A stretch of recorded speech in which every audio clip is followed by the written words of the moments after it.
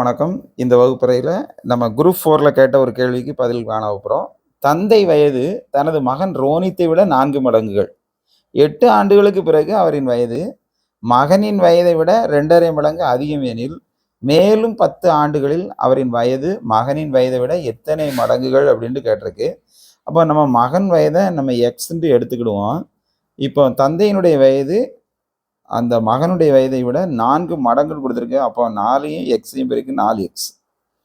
8 ஆண்டுகளுக்கு பிறகு அவரின் வயது மகனின் வயதை விட 2.5 மடங்கு அதிகம்னு கொடுத்துருக்கு.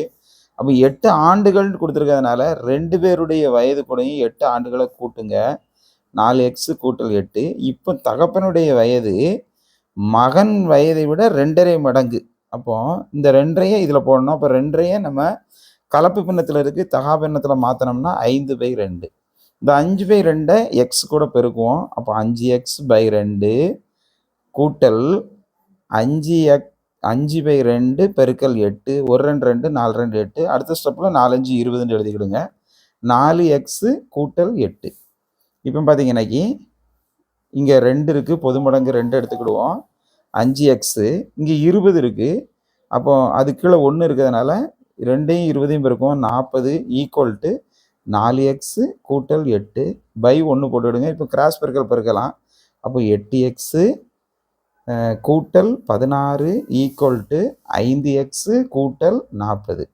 இப்போ இந்த 5x இந்த பக்கம் அனுப்பிடுங்க. அப்போ -5x மாறிக்கிடும். இந்த -16 +16 இந்த பக்கம் போகும்போது -16 மாறும்.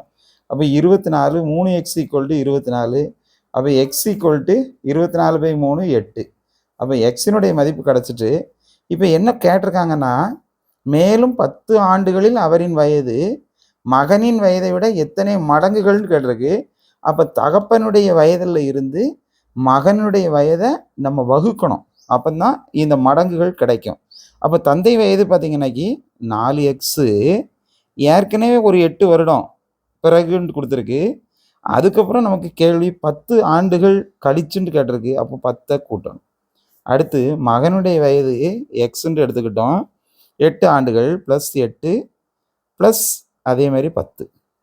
இப்போ எக்ஸுக்கு பதில் 8 வைப்போம். அப்போ 4 8 32 கூட்டல் 18. இங்கே 8 8 16 26.